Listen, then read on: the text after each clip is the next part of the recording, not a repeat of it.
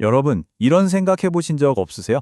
왜 어떨 때는 막 일자리도 많고 다들 돈도 잘 버는 것 같은데 또 어떨 때는 갑자기 경제가 꽁꽁 얼어붙는 걸까요?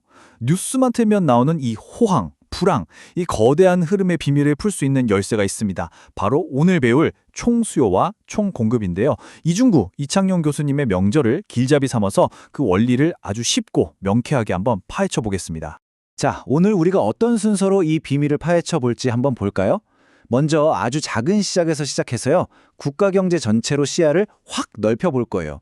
그리고 경제의 큰 그림, 그러니까 총수요, 총공급 모형이라는 걸 직접 만들어 볼 거고요.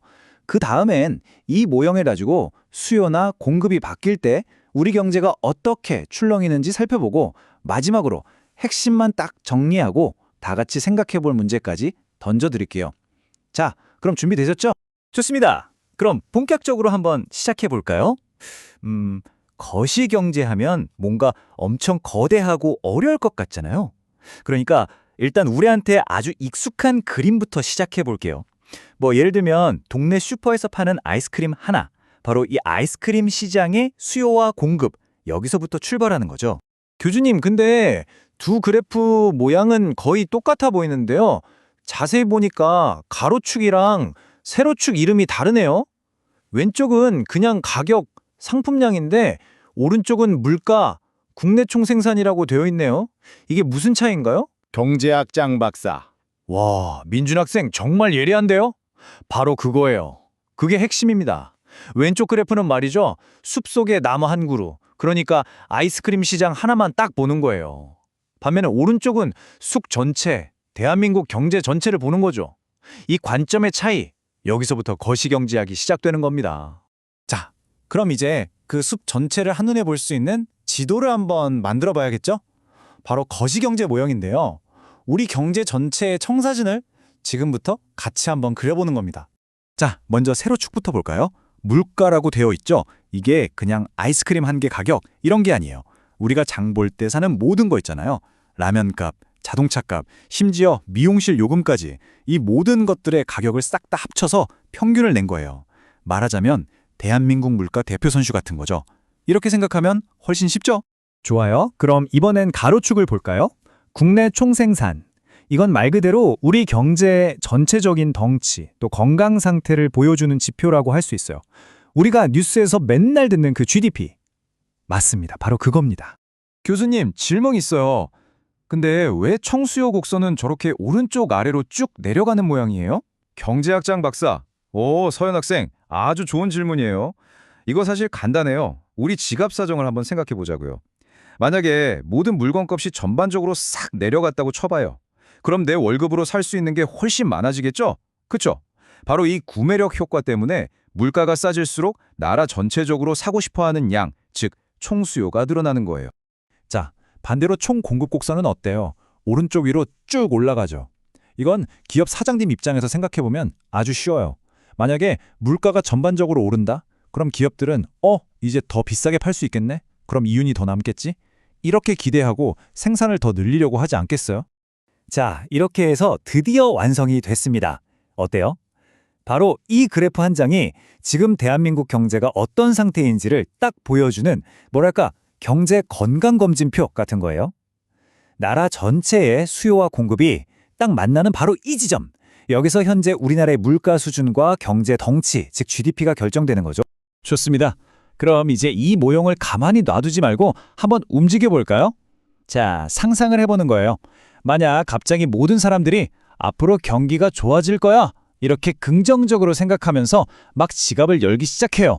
그럼 우리 경제에 어떤 일이 벌어질까요? 자, 여기 보세요. 바로 이런 움직임. 이게 바로 우리가 말하는 경기 호황의 시작이에요. 사람들이 막 돈을 쓰고 기업들도 지금이다 하면서 투자를 늘리면 저 총수요 곡선이 오른쪽으로 쭉 하고 이동하는 거죠. 우리 경제의 심장박동이 원래 F점이었는데 F'점으로 더 힘차고 빠르게 뛰기 시작한다고 생각하시면 돼요. 아, 그러니까 총수요가 늘면 국내 총생산이 커져서 경제는 성장하는데 동시에 물가도 같이 오르는 거네요? 그럼 좋은 소식이랑 나쁜 소식이 같이 있는 거네요. 경기가 좋아지는 건 좋은데 인플레이션 걱정도 해야 하는 거군요. 맞아요. 바로 그거예요. 자, 그럼 이번엔 좀 더 어려운 상황을 한번 생각해 볼까요? 만약에 갑자기 어떤 위기가 닥쳐서 모든 기업들이 물건 만드는데 드는 비용, 그러니까 생산 비용이 확 올라버리면 어떻게 될까요? 예를 들면 국제 유가가 갑자기 막 폭등하는 그런 경우 말이에요. 바로 이럴 때 우리 경제에 빨간불, 즉 적신호가 딱 켜지는 겁니다. 생산 비용이 갑자기 오르는 이런 걸 공급 충격이라고 하는데요. 이런 충격이 오면 총 공급 곡선이 보시는 것처럼 왼쪽으로 확 움츠러들어요. 그럼 우리 경제는 F'이라는 훨씬 더 힘든 지점으로 밀려나게 되는 거죠. 잠깐만요, 교수님. 저 이것 좀 이해가 안 되는데요. 경제 덩치는 줄어드는데, 그러니까 국내 총생산은 감소하는데, 물가는 오히려 오른다고요? 아니, 어떻게 그런 일이 가능하죠?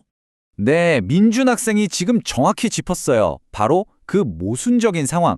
이게 바로 경제학에서 말하는 최악의 시나리오 중 하나인 스태그플레이션입니다. 경기는 꽁꽁 얼어붙어서 일자리는 줄어드는데 물가는 미친 듯이 치솟는 상황. 생각만 해도 끔찍하죠? 이걸 정책을 만드는 사람들 입장에서는 자동차로 치면 엑셀이랑 브레이크를 동시에 밟아야 하는 정말 악몽 같은 상황인 거예요. 자, 그럼 이제 오늘 우리가 배운 내용들의 핵심만 딱딱 짚어서 정리해 볼까요? 오늘 수업을 통해 여러분은 경제 전체를 들여다볼 수 있는 아주 특별한 렌즈를 하나씩 갖게 되신 겁니다. 오늘 배운 것 중에 딱 하나만 기억해야 한다면 바로 이겁니다. 이 총수요 총공급, 즉 AD/AS 모형이라는 렌즈만 딱 장착하면 이제 뉴스에 나오는 그 복잡한 경제 기사들이 왜 그런지 그 맥락을 시원하게 꿰뚫어 볼 수 있게 된다는 거죠. 이게 바로 경제를 이해하는 데 있어서 가장 강력하면서도 기본적인 도구예요. 아, 그럼 정리하면 이 간단해 보이는 그래프 하나로 물가랑 경제 성장이 어떻게 연결되는지 알 수 있고, 맞아. 그리고 수요가 움직일 때랑 공급이 움직일 때 그 결과가 완전히 다르다는 것도요. 와, 특히 그 스태그플레이션은 진짜 생각만 해도 무서운데요. 경제학장 박사. 그렇죠. 바로 그겁니다. 두 학생이 말한 그 핵심들을 정확히 이해했다면 오늘 수업 목표는 100%, 아니 120% 달성한 겁니다. 자, 이제는 여러분 차례입니다. 오늘 손에 넣은 이 강력한 렌즈로 우리가 살고 있는 바로 지금 이 현실을 한번 들여다보세요. 얼마 전에 겪었던 팬데믹은 과연 우리 경제의 수요와 공급 둘 중에 어디에 더 큰 충격을 줬을까요? 또 요즘 계속되는 국제 분쟁은 우리 경제에 어떤 변화를 가져오고 있을까요? 이렇게 직접 한번 고민해보는 순간 경제 뉴스는 더 이상 여러분에게 어려운 암호처럼 들리지 않을 겁니다.